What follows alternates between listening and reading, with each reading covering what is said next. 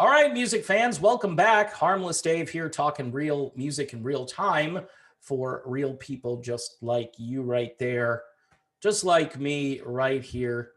Gonna start off with a holy crap Batman. Starship returns to the road and it's just amazing. Someone sent me this clip from this show they did in Busch Gardens in Florida.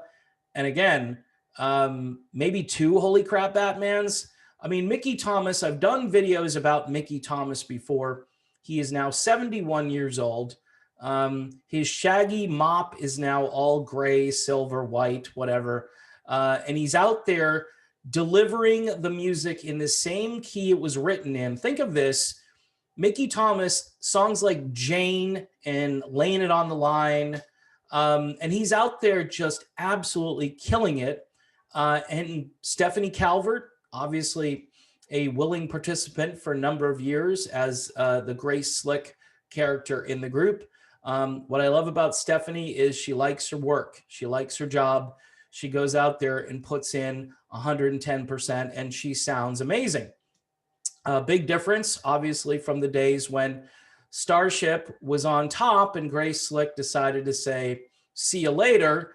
Of course, the band tried to go on without Grace Slick, and there was a little altercation between Donnie Baldwin and Mickey Thomas, and the rest is history. I'm going to do a new video about that little mishap at some point. But the bottom line is this, and this is going to raise some eyebrows, but this is what I like to do. Mickey Thomas, at his age, when you look at other singers in his category, and I am going to say this, he is a better vocalist than Sammy Hagar is right now. He's a better vocalist than Steve Perry is right now. And, you could throw Lou Gramm into the mix, although Lou obviously has other issues that he had to overcome. But the bottom line is Mickey Thomas is probably the strongest old dude out there vocally. And again, it would behoove you to go see Starship. In addition to that, you get the guitar work of the amazing John Roth, who is in this band. This is an album I picked up a few years ago. It is the Roth Brock Project. He did this album with Terry Brock from Giant, who is a great vocalist in his own right and a great composer and arranger and so forth. A nice little pairing. People don't realize that Starship brings a lot of firepower. Now, people will argue that their catalog isn't as deep as, say, a Journey catalog or a Van Halen catalog. That's 100% true.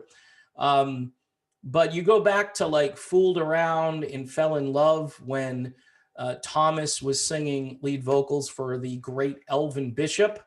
And then you go right to Jane and all the stuff they did in the early 80s when they were mostly on rock stations. The sad thing is all of that music has been kind of focus tested out, whether it's Can't Find Love or No Way Out. Any of these songs that you used to hear on rock stations are pretty much gone. The only thing you'll ever hear is We Built the City. You might hear Sarah, and you'll hear Nothing's Gonna Stop Us Now, obviously, which again, it's good to have Stephanie Calvert up there.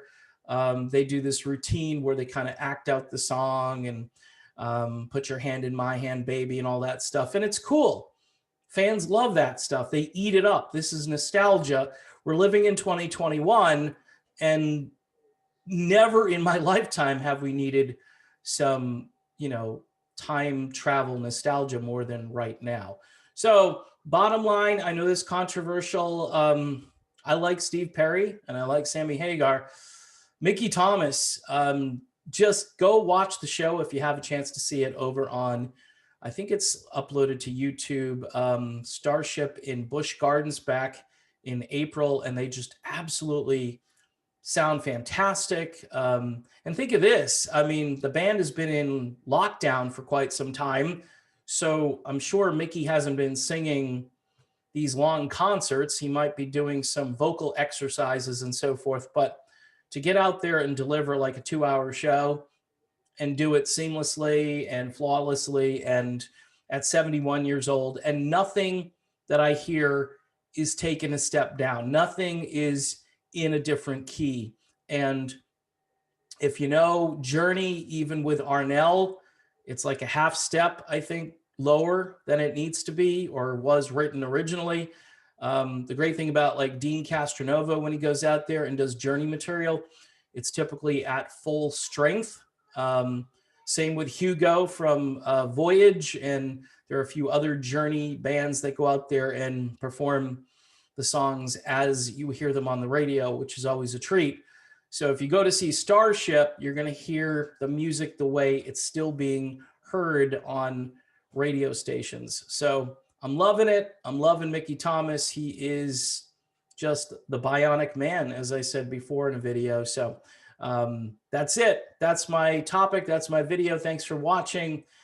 Please subscribe to the channel. Don't forget to hit the bell if you want notifications on new videos. And you can join me over at Patreon for just $1 or $2 a month, whatever you want to contribute to that. And we'll see you soon.